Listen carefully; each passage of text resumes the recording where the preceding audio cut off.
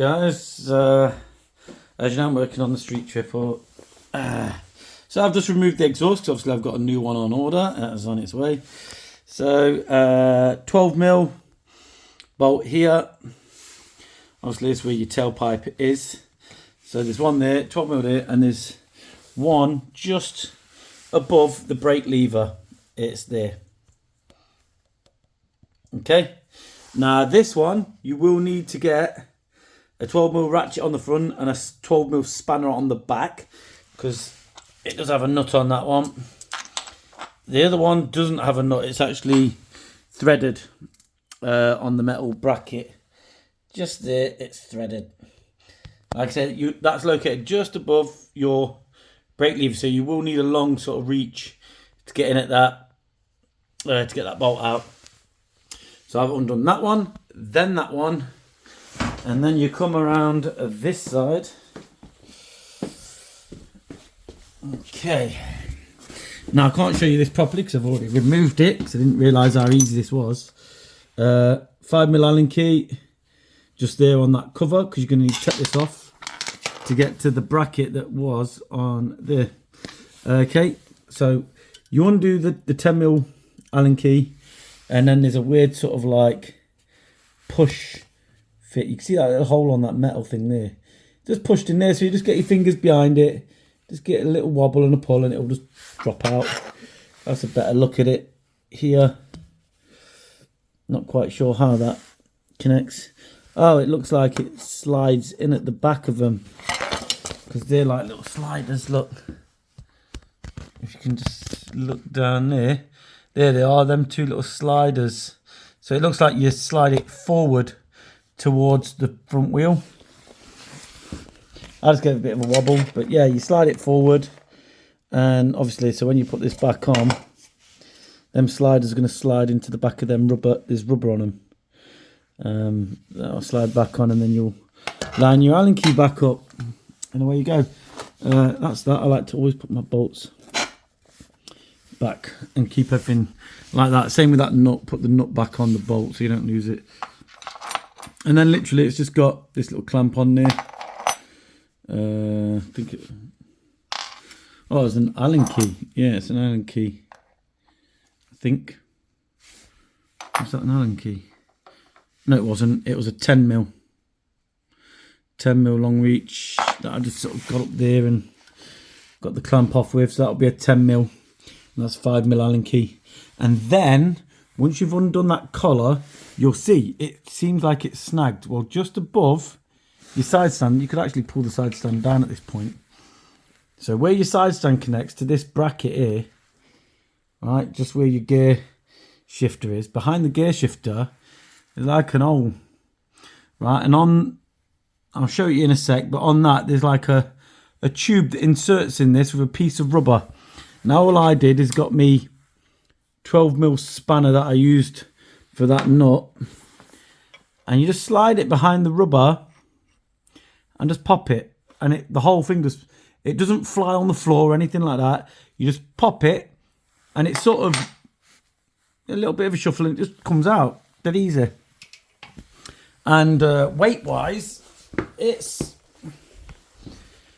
yeah, it's quite weighty. I wouldn't say it's considerably weighty, but that's where that rubber bung thing is. Look, you just put it between there, your spanner, because this is like a rubber hat. This, you see, I'm just bending. Right, put it on the floor. Right, look, you see, this is just a rubber thing. Okay, this is where I put my spanner in. Slide your spanner in there and just pop it. Just pop it out. And then the thing won't, like I say, it won't just fall on the floor or anything like that. It will just sort of be quite wedged, not wedged in there, but sort of entangled in there, and then just slip it out dead easy. Like I say, weight-wise, probably about 13, I think they are about 13 kilograms. But yeah, it certainly feels about 13. It's not that heavy. But obviously, compared to the new one that's going on. And I'm only doing this not for performance enhancing. I'm doing this purely for weight saving. This is why I've took the rear pegs off. and stuff, because obviously being in my shop, moving it about when I come in, I have to be able to pick the back end up.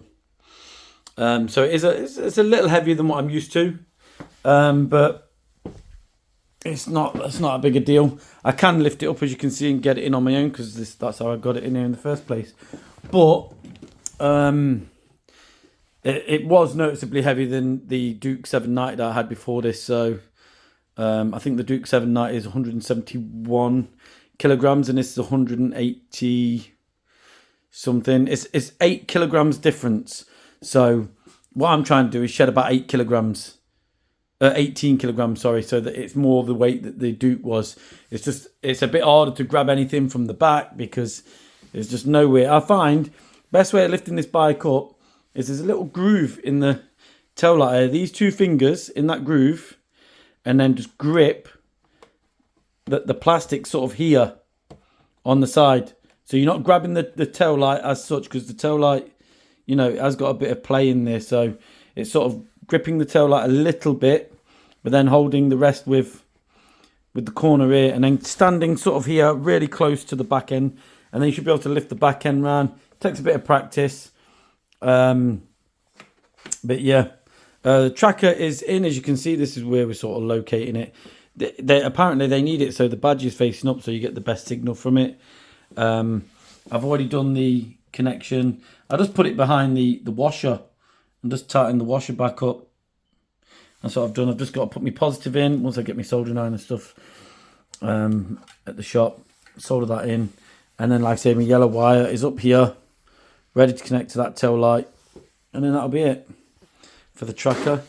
Just waiting on parts. Like I said, I've got my Bluetooth receiver coming, or the Bluetooth module. I've just got, once I've done that, all that fuse box can all go back with the 2 little, I might be able to show you a bit easier on this. There's 2, them holes, that hole there, and there's one just here. 2 little Allen keys. No, they're not, Torx 20s, T20s.